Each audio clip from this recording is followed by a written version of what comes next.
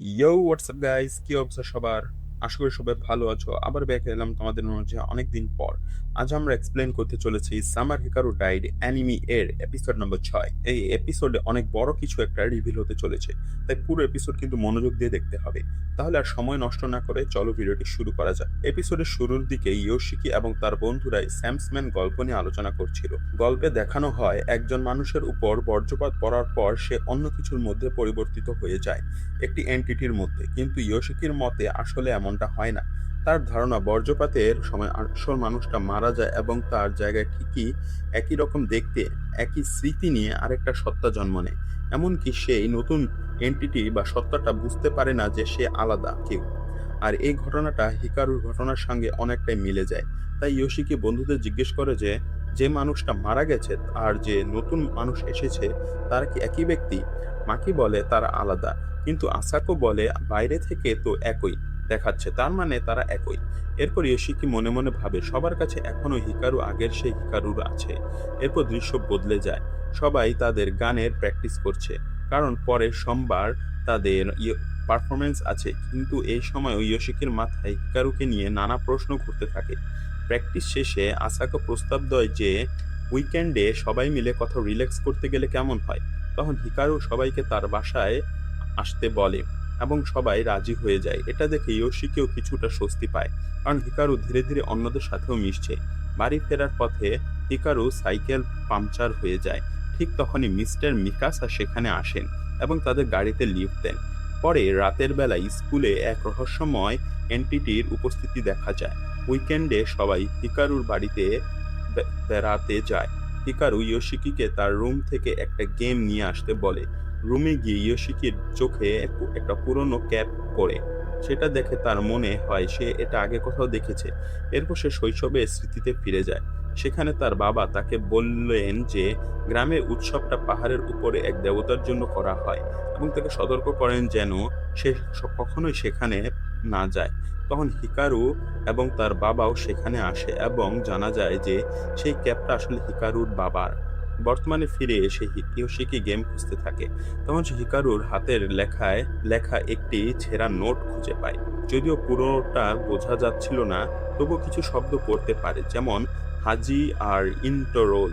পরে যে নোটটা নিজের পকেটে রেখে দেয়। রাতে সবাই একসাথে আতশবাজি পোড়াচ্ছিল। হঠাৎ লাইটার কাজ করা বন্ধ করে দেয়। তখন হিকার নতুন লাইটার আনতে দোকানে যাওয়ার সিদ্ধান্ত নেয় এবং আসাকাও তার সঙ্গে যায়। তারা চলে যাওয়ার পরে ইয়োশিকির মনে হয় এত গরমে আইসক্রিমও দরকার, তাই সে তাদের পিছনে যায়। কিন্তু মজার বিষয় হলো হিকারু ইতোমধ্যে আইসক্রিম আনার কথা ভেবেছিল। হাঁটার সময় আসাকো হিকারুর হারিয়ে যাওয়ার সময়ের কথা তোলে। তারপর দ্বিধা নিয়ে সে বলে ফেলে হিকারু আসলে কে। এরপর গল্প ফ্ল্যাশব্যাকে চলে যায়। ছোটবেলায় আসাকো তার দাদিকে বলেছিল যে সে অদ্ভুত সব আওয়াজ শুনতে পায়, যা অন্যরা শুনতে পায় না। তার দাদি বলেন তাদের পরিবারের কিছু মানুষ এমন জিনিস অনুভব করতে পারে যা সাধারণ মানুষের বোঝার বাইরে। দাদি নিজে শব্দ শুনতে না পারলেও এমন কিছু দেখতে পারেন যা অন্যরা দেখতে পায় না। তিনি ব্যাখ্যা করেন জীবিতদের জগৎ আর মৃতদের পরের জগৎ মাঝে মাঝে একে অপরের সাথে মিশে যায়। মানুষ মারা গেলে অন্য পারে চলে যায়, কিন্তু পরে অন্য রূপে আবার ফিরে আসে। জন্ম, মৃত্যু আর পুনর্জন্ম, এই চক্র চলতেই থাকে। তবে সব আত্মা খারাপ নয়, যদিও বেশিরভাগ ভয়ঙ্করী।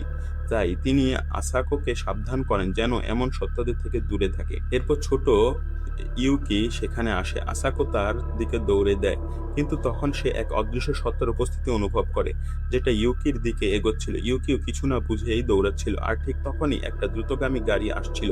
আসাকো চিৎকার করে বলে থেমে যাও। ইউকি সময় মতো থেমে যায় এবং গাড়ি দ্রুত চলে যায়। তখন আসাকো বুঝতে পারে সেই অদৃশ্য সত্তাটাও আসলে ইউকিকে বাঁচাতে চাইছিল। বর্তমানে এসে হিকারু ভয় পেয়ে যায় যে হয়তো আসাকো সত্যিটা জেনে গেছে। তার আসল রূপের অংশ চোখের পাশ থেকে বের হতে শুরু করে। যখন সে আসাকোর কাছে যায়, ঠিক তখনই ইয়োশিকি এসে তার নাম ধরে ডাকতে বলে। হিকারুর হুঁশ ফিরে আসে। আসাকো অজ্ঞান হয়ে যায়। হিকারু স্বীকার করে যে হয়তো আসাকো সত্যিটা বুঝে ফেলেছে। সে বলে তার এমন কিছু করার ইচ্ছেই ছিল না, কিন্তু মাঝপথে থেমে যায়। ইয়োশিকি তাকে পুরো কথা বলতে বলে না। তখন হিকারু বলে হয়তো তার আসাকোর সঙ্গে হাঁটতে যাওয়া উচিত হয়নি, আর হয়তো সে ভেবেছিল তাকে মেরে ফেলবে। এটা শুনে ইয়োশিকি খুব ভয় পেয়ে যায় এবং জিজ্ঞেস করে কিভাবে যে সে এত সহজে কারো জীবন শেষ করার কথা ভাবতে পারে। তখন হিকারু বলে তার কাছে জীবন আর মৃত্যুর তেমন কোনো পার্থক্য নেই। কারণ তার নিজেরই তো আসল জীবন নেই। তার কাছে মৃত্যু মানে শুধু এক রূপ থেকে আরেক রূপে বদলে যাওয়া। তবে সে ইয়োশিকিকে বিশেষ করে মনে করে এবং চায় যাতে সে মারা না যায়। এরপর ইয়োশিকি সরাসরি জিজ্ঞেস করে মাসুরার সেই মহিলাকে কি সে মেরেছে? হিকারু নীরবতা ইয়োশিকিকে আরো অস্থির করে তোলে। ঠিক তখনই আসাকোর জ্ঞান ফিরে আসে। সে বলে তার মনে হয় হিকারুর শরীরে কোনো আত্মা ঢুকে গেছে। হিকারু ফিরে আসার পর থেকেই সে পরিবর্তন টের পাচ্ছিল। প্রথমে ভেবেছিল কোনো খারাপ শক্তি তাকে দখল করছে, কিন্তু পরে বুঝেছে যে এই শক্তি ইয়োশিকিকে রক্ষা করার চেষ্টা করছে। সে বলে তার কথা হয়তো পাগলামির মতো শোনাবে, কিন্তু ইয়োশিকি তাকে বিশ্বাস করে।